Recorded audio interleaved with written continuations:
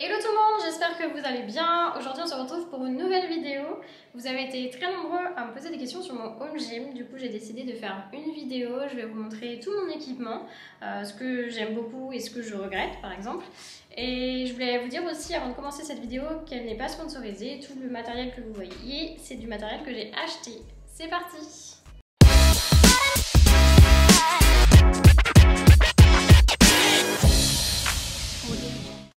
Donc avant de commencer sur le matériel, je vais vous parler de mon sol. Vous avez été nombreux à me poser des questions dessus. Donc c'est des dalles que j'ai achetées chez Sport Équipement. Donc Sport Équipement c'était un partenaire dans la Fédération Française de Force, donc c'est pour ça que je suis passée par eux. Et c'est parce qu'ils font du sol pour les professionnels. Donc c'est eux en fait qui dallent pas mal de salles de sport. Et franchement, elles sont top, donc je vous les recommande à 100%. Si des fois vous voulez le catalogue des tarifs, mettez-moi un petit commentaire, je vous l'enverrai par mail. Je vais vous montrer donc les dalles, donc c'est des dalles de 3 mm, mais il ne faut pas se fier en fait à la hauteur des dalles, ça dépend vraiment de la qualité. Il y a des 5 mm qui existent, mais qui peuvent être moins performantes que les 3 mm. L'avantage de ces dalles là, c'est qu'elles sont dures sur le dessus, donc c'est top pour faire du powerlifting. Et l'avantage aussi, c'est qu'il y a des petits pipions pour pouvoir les emboîter pour éviter qu'il y ait un écart qui se fasse entre les dalles. Nous on a environ 9 mètres carrés, donc il doit y avoir 45 dalles. C'est des dalles de 50 cm sur 50 cm. Et donc voilà, si des fois vous êtes intéressés, n'hésitez pas à me le dire en commentaire. T'avais payé ça combien? Donc les dalles, il y en a pour 600 € environ. Et il m'avait fait un bon prix. Donc je viens de vous parler de mon sol, maintenant je vais vous parler de mon rack. Donc c'est un rack qui est convertible, squat et développé couché. Donc ça permet de gagner de la place, ça évite d'avoir un rack pour le développé couché et un rack pour le squat. Donc c'est de la marque Eleco. Donc pourquoi j'ai pris ce rack là, c'est parce que c'est un rack qui est utilisé en compétition internationale pour la plupart du temps. Je voulais le moins de différence possible entre les compétitions internationales et du coup les entraînements. Donc c'est pour ça que j'ai pris ce matériel là. Il y en a d'autres qui existent qui sont moins chers. Tu l'as payé combien celui-là? Celui-ci coûte 3600 €. Si des fois vous n'avez pas le budget ou que vous souhaitez une autre marque ou un autre matériel, il y a d'autres types de racks qui existent chez d'autres fournisseurs. Donc vous avez chez Rogue par exemple, qui viennent tout juste de le commercialiser en Europe. Pourquoi tu l'as pas pris le Rogue d'ailleurs? Parce qu'il n'était pas commercialisé en Europe. Mais il serait commercialisé aujourd'hui en Europe, tu prendrais le Rogue? Honnêtement je sais pas, parce que le coussin du banc est un peu plus mou que le Eleco, et du coup c'est plus facile de faire sur du développé couché sur du Rogue que sur du Eleco. Donc en compétition il peut y avoir quelques différences. Donc je suis pas passée chez Rogue. Mais j'aurais pu le faire parce qu'il est un petit peu moins cher, je crois qu'il est à 2600 €. Et sinon vous avez Palini qui est un fournisseur français, donc vous pouvez passer chez Palini qui fait aussi des racks convertibles. Vous avez Strength Shop, TK Équipement. Donc tout ça c'est des bonnes marques également, mais à voir s'il y a du stock, parce que là dans ces périodes là c'est assez difficile de trouver un rack convertible. Après on le redit, mais ce qui nous intéressait c'était que tu t'entraînes toute l'année sur le matos que tu retrouves en compétition pour pas avoir de surprise. C'est ça. Ensuite, donc, je vous ai parlé de mon rack, je vais vous parler de ma barre. Alors moi j'ai pas acheté une barre seule, j'ai acheté une barre qui est chargée à 285 kg, donc j'avais des poids avec cette barre là. J'ai payé la barre plus les poids 2200 €. Donc en fait j'ai eu le tout, le rack plus la barre pour 6000 € environ. Donc j'ai pris une barre homologuée compétition, parce que c'est une barre qui peut être utilisée en compétition internationale, et comme je vous l'ai dit précédemment, je ne voulais pas de différence entre mon training et ma compétition, je voulais vraiment m'entraîner avec les standards de compète. Donc moi j'ai pris cette barre là, mais il y a d'autres barres qui existent. D'ailleurs il y en a une qui est vraiment très bien, que j'ai ici, qui appartient à mon club. C'est une barre Rogue au Wayo, je sais pas comment ça se dit, Wayo bar, qui coûte 350 €, et elles sont vraiment top, et elles sont IPF aussi, homologuées IPF. Donc si ça vous intéresse, vous avez une barre pour pas trop cher. Après à voir s'il y a du stock, parce qu'en ce moment c'est un petit peu compliqué pour avoir des barres, mais en tout cas la Rogue est vraiment très bien. Après même chez Eleco t'as pris la compétition, mais il existe la training. Ouais, il y a d'autres barres également. Voilà. Moi je voulais vraiment la barre de compète, apparemment il y a un peu plus de grip que la barre de training. Honnêtement moi j'ai jamais eu de problème avec la barre de compète au niveau des mains.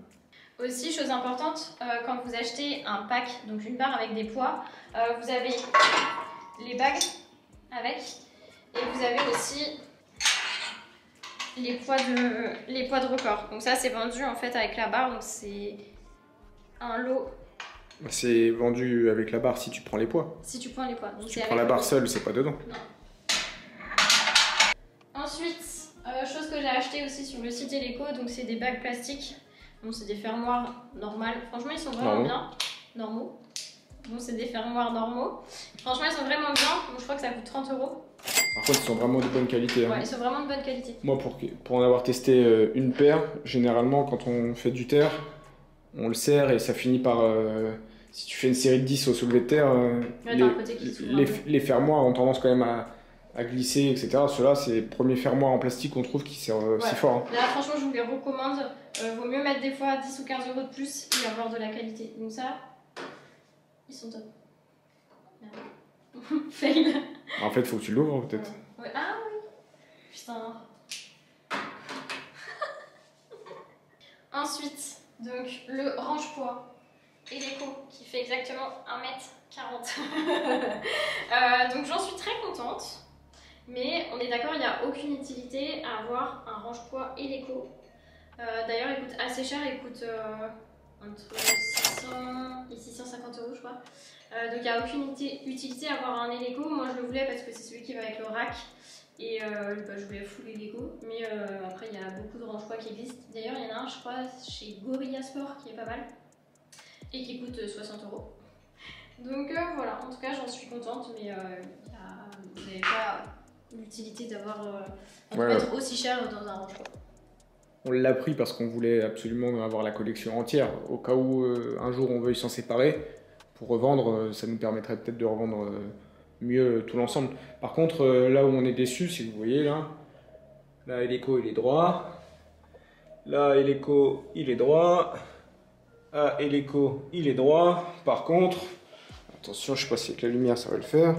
Là il est droit aussi. Là il est droit aussi si la mise au point veut se faire. Voilà. Et par contre ici il est à l'envers. Il s'est fait douiller. Ils ont collé. On a payé 600 balles, ils sont même pas capables de mettre le logo à l'endroit. Donc là on va faire une réclamation. Voilà. Bon, d'ailleurs enchaîne sur les poids. Au niveau des poids, donc il y a des poids qu'on a achetés au Krebs de Bourges par la fédération. Donc du coup... c'est pour ça qu'il y en a qui sont plus usés que d'autres. Ouais, il y en a qui sont un peu plus usés. Ah, vous voyez il y en a qui n'ont pas la même couleur. Ceux-là ils sont neufs, ça c'est des anciens. Donc je sais pas du tout par contre le prix d'un poids. Je sais que c'est assez cher.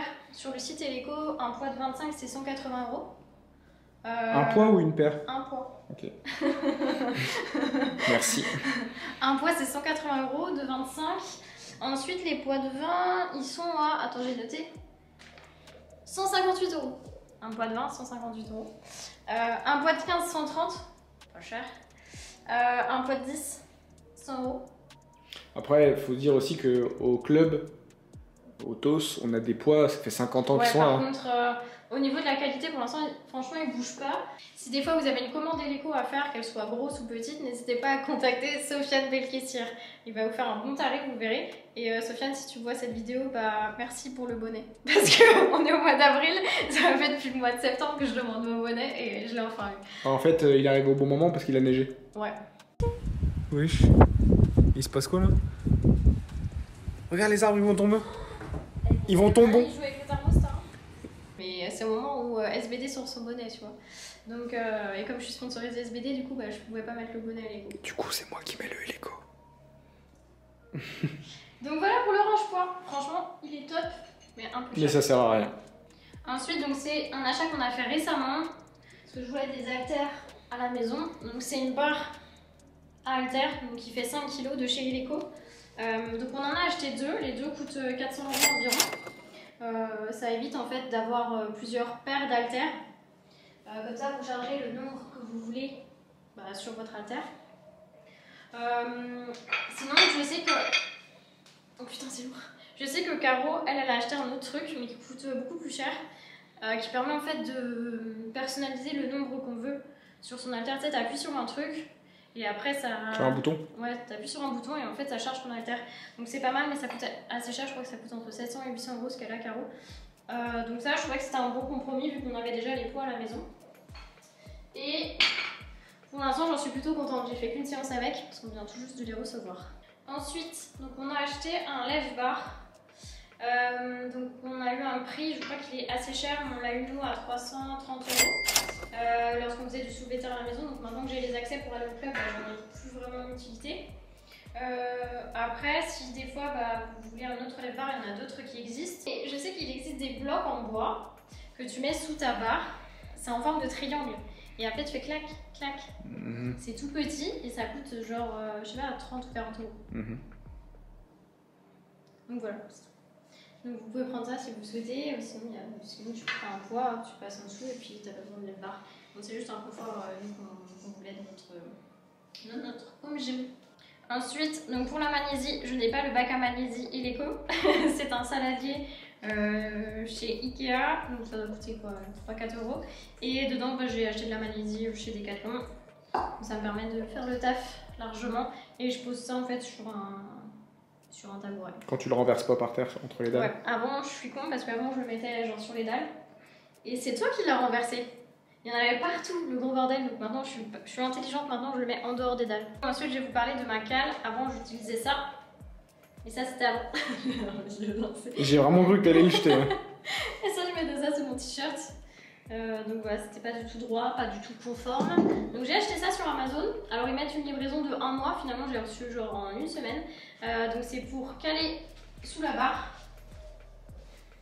Et donc c'est pour réduire la trajectoire au bench pour mettre plus lourd. Donc vous calez ça sous votre barre. Et déjà attends, 2 secondes. Non mais je veux voir. Tu penses que tu es en train de la mettre au centre là? De quoi?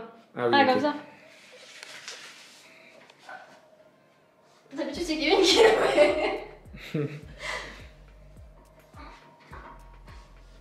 Regarde, tu sais comment tu fais? Tu fais comme ça, regarde. Tu fais comme ça. Tourne là-bas. Tourne, je peux pas, je filme. Non, dans l'autre sens. Bah, je peux pas.